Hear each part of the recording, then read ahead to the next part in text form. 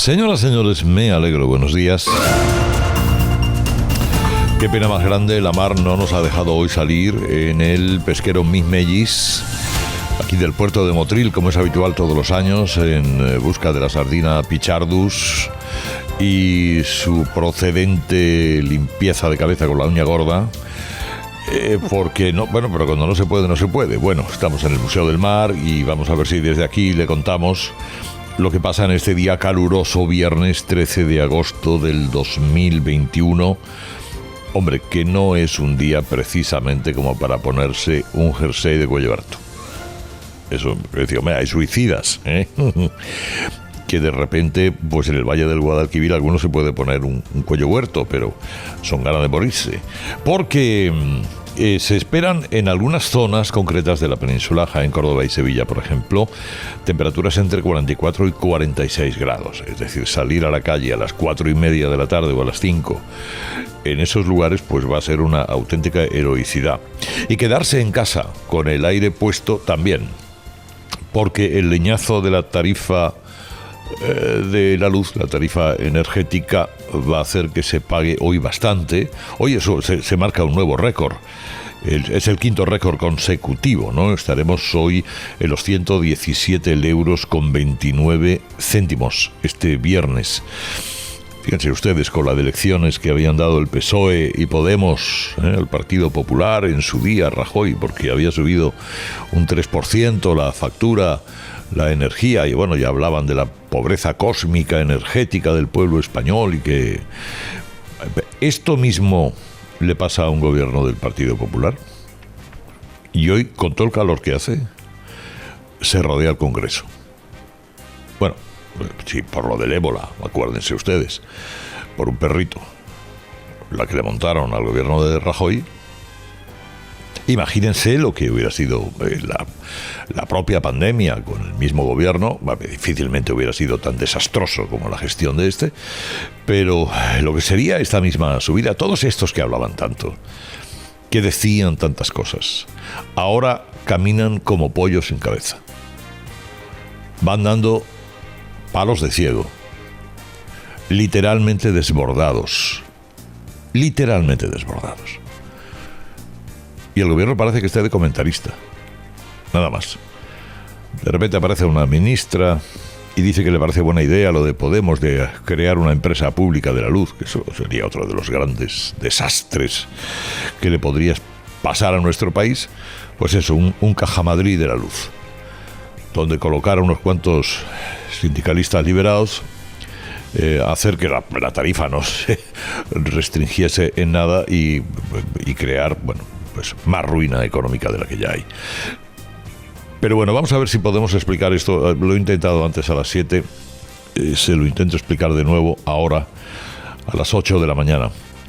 Miren, hay una explicación relativamente sencilla, si quieren ustedes, seguramente incompleta, pero relativamente sencilla para decir por qué está tan cara la factura de la energía.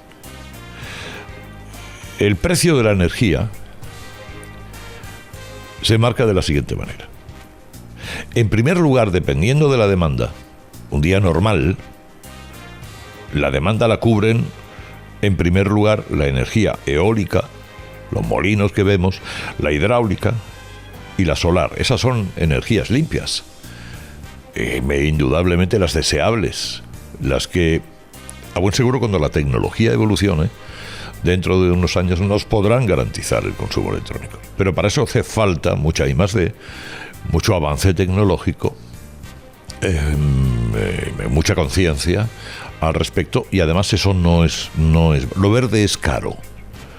Indudablemente es el futuro, eso no tiene por qué dudarlo nadie y la esperanza está ahí, pero lo verde es caro. Bueno, pues la eólica, la hidráulica y la solar son las primeras que entran para abastecer el consumo. Pero cuando hay mucho consumo no bastan, y entonces entran otras fuentes de energía. Las de ciclo combinado, por ejemplo, son las siguientes, y esa utiliza gas. Luego las nucleares, que aquí no hay porque somos como somos, y luego las térmicas, que son las que pagan un derecho de CO2 importante. Y ahí está la primera explicación. Oiga, es que el gas está muy caro. Y en Europa somos tan estupendos que hemos dicho que aquellas empresas que liberen determinado número de CO2 tienen que pagar un impuestazo verde. Lo verde sale caro, vuelvo a decirles. Bueno, no vayamos a lo sencillo a pensar que es que las eléctricas son unas malvadas por naturaleza. Primero, el gas. El gas está caro. Está caro primero porque hay tensiones geoestratégicas, geopolíticas con Rusia, que es el principal abastecedor. Rusia tiene problemas con Ucrania y eso sería muy largo de explicar. Segundo, a nosotros, como a otros países, nos llega el gas desde el norte licuado en barcos, en buques. Ahora mismo hay una demanda asiática desbordada y se está pagando más caro. Pues el buque se va a Asia, con lo cual hay déficit de gas. Está más caro el gas, hay que pagar más para tener ese gas. Y luego ya lo saben ustedes, el canon del CO2, pues la empresa que genera o que gasta, por ejemplo, gas, paga precios altos, el CO2 hace que suba la factura. Pero eso lo explica todo. Seguramente no. Seguramente no. Es verdad que se dispara el precio cuando entra el ciclo combinado y cuando entran las térmicas y las nucleares. Pero analicen ustedes la factura de la luz con un dato fundamental. El gasto del coste de producción supera en algo el 30%. El resto, 70%, son impuestos, son tasas y son costes de distribución. Es verdad que este gobierno ha bajado en algo los impuestos, el IVA, etcétera, etcétera, que no le ha supuesto ningún detrimento a sus cuentas públicas, porque hay más consumo y por lo tanto ingresa prácticamente lo mismo. Pero eso es realmente un pequeño parche, nada más que un pequeño parche. ¿A quién afecta esta subida de la luz? Hombre, al que tiene una tarifa fija no, que es la mayoría, por cierto, de los consumidores.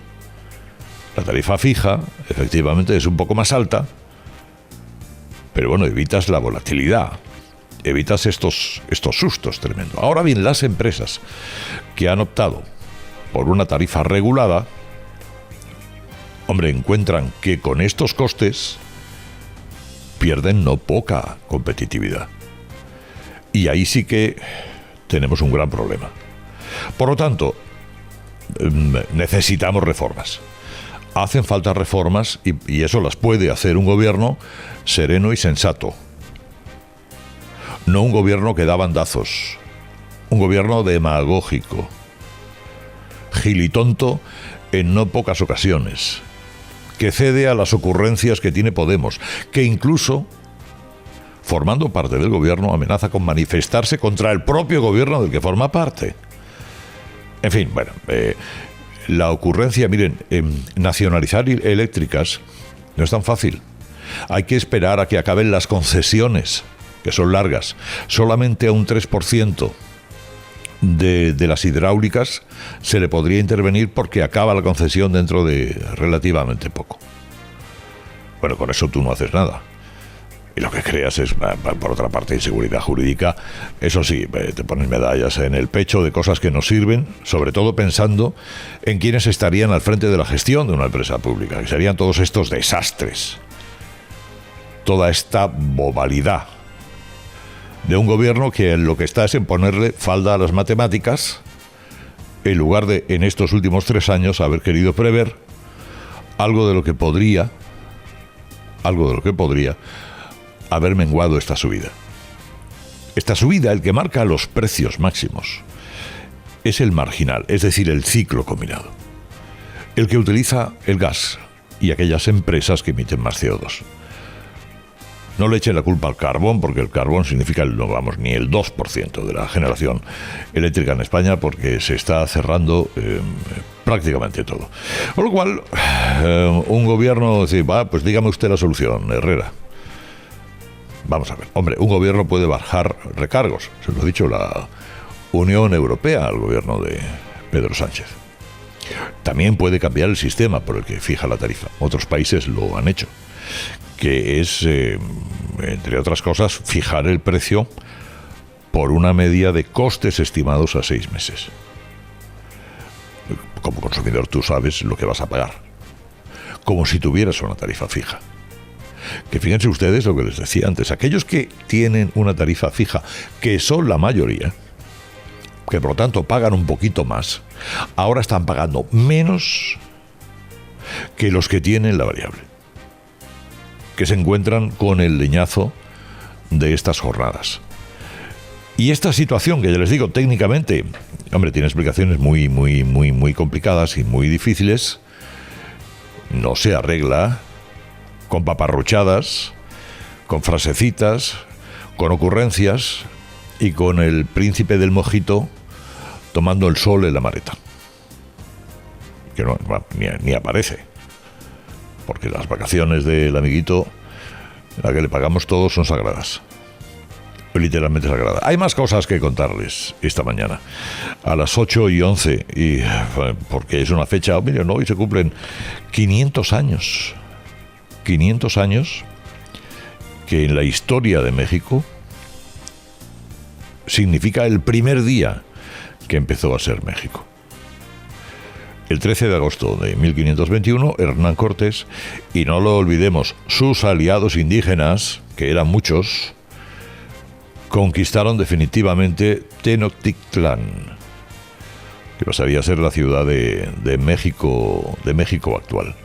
Hay tantos razonamientos que hacer, a cuenta de las también bobadas que dicen algunos con borrachera ideológica como López Obrador, bueno, y la cantidad de tontos inmensos que hay en España, que esos son incontables ya.